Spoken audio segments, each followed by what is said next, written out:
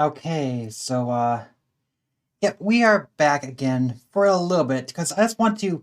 There have been a lot of news updates recently, and not a whole lot of presentations. So it's usually when I discuss various gaming news updates and speculation. That usually happens when there's a direct or a state of play or something. And there hasn't been a whole lot going on, but there's been a lot of announcements. So I thought it'd be nice to just go in and kind of just talk about various updates and speculate on what they might mean. And of course, I'm sure everyone knows by now. Yeah, Breath of the Wild 2.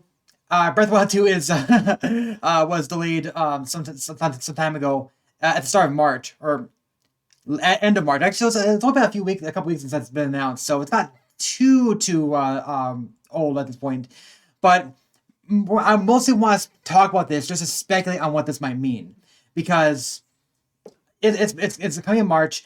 Some people think that it might mean something related to it might mean something related to a new Switch or something. I don't buy that though. There's a difference between what happened in Breath of the Wild 2 and what's happening in Breath of the Wild. With Breath of the Wild, the Wii U was dead. With Breath of the Wild 2, the Switch is very much alive at this point in time. So some people have speculated that maybe there would be a Switch 2 next year. I don't think so. Nintendo's stated that I think Nintendo stated last year or something that was about the halfway point of the Switch.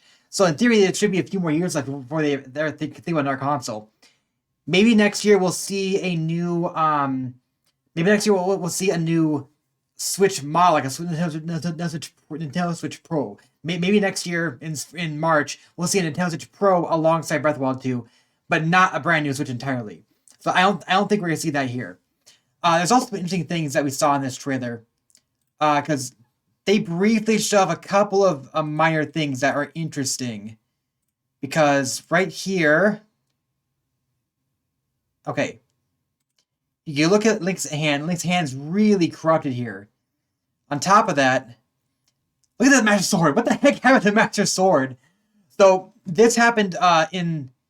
Are they gonna show? Did they show it here? It looks like they show it here. So this is a new thing. Like this is like the only new thing in this trailer. It's just because like a very brief clip, but this shows that the Master Sword was very much corrupted by the by Ganon's malice. So Ganon's malice corrupted the Master Sword, and probably we're going to deal with restoring Master Sword. I still think that we might be seeing Zelda in a bigger role as well, but it's still too early to say at this point in time because she fell into a pit in the second trailer. But that doesn't mean that she's out of the picture. In fact, she might even be more important still because maybe there'll be something to do with her before Link and Zelda meet up again. Maybe she'll just be doing something on her own down the underground. Hard to say though. We don't know that much yet. But what is also been about Nintendo's 2022? We did get confirmation of a new Pokemon game as well. That kind of new Pokemon game kind of threw me for a loop. I was expecting that. But the new Pokemon game was confirmed, and that is be the main November title, more than likely. So right now, that puts us at having. Okay, so we'll go on a list. We had Arceus in January, Triangle Strategy, and Kirby Fire Land in March. So that's 2 games in March. You could argue that Triangle Strategy March 4th. That could also count as a February title. Nintendo Switch Sports is April 29th. So we do have an April game, even though Advanced Wars Reboot Camp was delayed. At this point in time, May is completely absent. So will we get something in May? I was worrying maybe get Advanced Wars just booted back into May. But at this point in time, it might be they would have to really announce it soon in order for it to be in May at this point. So I'm thinking that May is not gonna have anything right now, but who knows? It's hard to say. Okay, Mario Strikers Battle League is June 10th, and Fire 3 Hopes is June 24th. We'll be getting back to Fire 3 Hopes later because a new trailer's dropped. Now, Splatoon 3 is slated for summer. I'm betting that's be in July. We don't have anything for August. September is Xenoblade Chronicles 3. Nothing for October. And nothing for December at this point in time.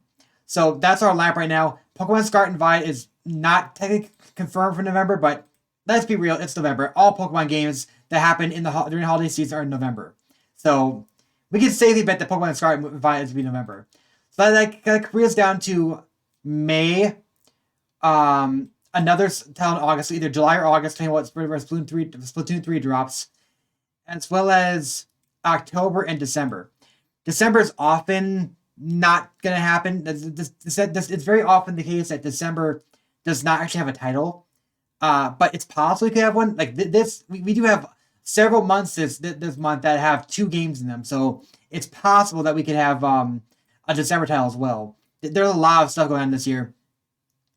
On top of that, another aspect here is Breath of the Wild 2 was delayed out of the year.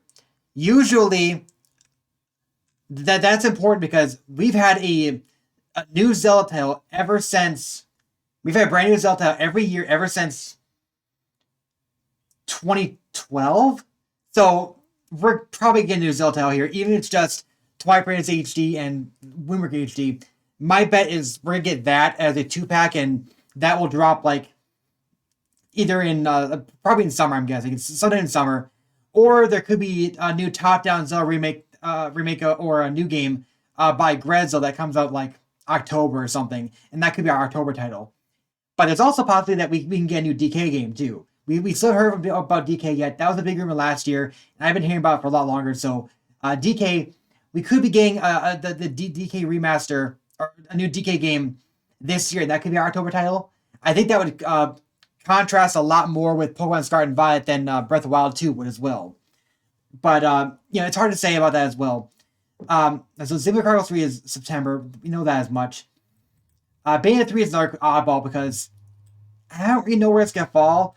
I think it's possible Bayonetta 3 could get pushed out of the year. I've heard from like Nate Drake has stated that Mario Plus Rabbids Spark the Hope. I've been hearing left and right from insiders that was late in 2023. But Nate Drake seems to think that it's still coming this year. So it's hard to say, but those things, if they are coming this year, like Bayonetta 3, Sparks Hope, those could fill up our last slots for the year. And we still have Advanced Wars Reboot Camp that needs to get pushed back as well, but that doesn't count towards the regular already allotted slots. At most, we're going to get like 1 or 2 titles we did not know about before that are going to be falling for this year. And my bets would be, if we do get new titles, it'd be DK and a new top-down Zelda game, or Zelda remasters. So that's just my thoughts on what we could see here for the remaining lineup for this year. And as for Breath of the Wild 2, that's coming in March next year, and I'm betting that I'm thinking it's gonna launch alongside a new Nintendo Switch Pro. That's my guess. Okay, Kingdom Hearts 4 was announced. I didn't expect this right now. I kind of figured they'd say this for like an E3, but I guess it was because of the 20th anniversary. They want to announce it then. I've been hearing for a while now, from like Nomura's statements that Kingdom Hearts 4 was intended to be coming out a lot sooner than Kingdom Hearts 3. So I kind of figured it would get announced pretty soon. I'm not shocked at this. I'm only shocked that it was announced. It was randomly dropped in the middle of April. But it kind of makes sense. And I guess Sora is in Quadratum or something, and that Quadratum is basically it's basically a Final Fantasy inspired world, inspired by Nomura's character design. So that's why actually specifically states that in Quadratum Sora has this look. And that's why he looks like this. It's not because he's they're making look more realistic, but because it's not that they're making it more realistic. It's just that in Quadratum he looks like that. That's apparently the thing behind it. I haven't watched the trailer. I don't care too much about Kingdom Hearts in general. I'm just shocked that this got announced randomly at this point in time. Like I've said, I'm not too shocked that it's coming. It's coming so soon after Kingdom Hearts 3. I'm just shocked that it got announced in the middle of the year. We also got a little bit more stuff here with Thor and Goofy looks. They look pretty the same, so they're not really all that different. They're looking for Sora, of course, and they're back to help Sora. There's this new character here who's helping Sora in Quadratum, I guess. Quadratum is based like this. It looks kind of like Final Fantasy 15 in all honesty, and that's kind of the point. I think it's supposed to look like Versus 13, which is because Nomura got pulled off Versus 13 and it became 15 instead. So that's kind of just why it's supposed to look like this, I think. Okay, so this is really recent. This is only came out like a very short while ago. It was Bandai Namco contracted by Nintendo for remasters as remake of a 3D action game. Now, as far as I've seen from the descriptions here, Okay. The first post is for a planner, which explicitly mentions how the project is a 3 action game created by Nintendo. So the game was contracted by Nintendo.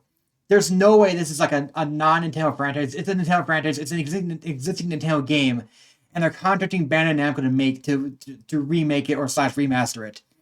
But based on this, the final listing, we see the first mention of the title being a remaster slash remake, with the staff required to work on HD remastering of 3D backgrounds. So it's a remaster. It's not a remake. It's a remaster. If it was a remake, they wouldn't need to be taking existing HD background. They would need to take existing backgrounds and remaster them in HD. And it's also being remastered into HD. So this is not like it's not a Wii U game. That's not a Wii U game that's being remastered here. Because you can remaster an HD game and just make it a little bit nicer. You can do that. But this is an HD game already. It's going to be remastered into an HD game. So whatever this is, I don't know. There have been a lot of speculation on this recently. You could say that Nintendo, that they hired Namco to make something that Namco already did before, but there's not a whole lot of options there. Now, when it comes to when you think of 3 action games, you think of like an action game in terms of Western things. It's like a Bayonetta or a it's like a Bayonetta or Devil May Cry. That's what you consider an action game. If you've got like a game where you're more on a wide world, it's either open world or a adventure game. But as far as I've seen from Nintendo, when they say 3D action game, they can even mean something like a platformer. So this is actually a pretty broad term for Nintendo to bring up. So it's not like it isn't narrowed down that much. But if you think about what the kind of stuff that Namco is working for Nintendo, the only real option is Star Fox Assault. I've also heard that apparently Bandai Namco is involved in Chibi Robo 2. I just don't see it being something like that. My best guess, though, is not something that Namco has worked on before. I'm guessing that it's just something Nintendo really wants to get ported, and they're trying to get someone else to port it. I have to assume that's something that's either from the 3DS or maybe the Wii. Almost like I think it's maybe the GameCube. I don't think they go back for that for a remaster. I think that the earliest you could reasonably do for a remaster is GameCube. I don't think that you could see it for an N64 title. But at that point, they must just drop it on the NSO one anyway. So I don't see that happening. I don't think this could be for N64. My guess it's either Wii or 3DS is my best guess.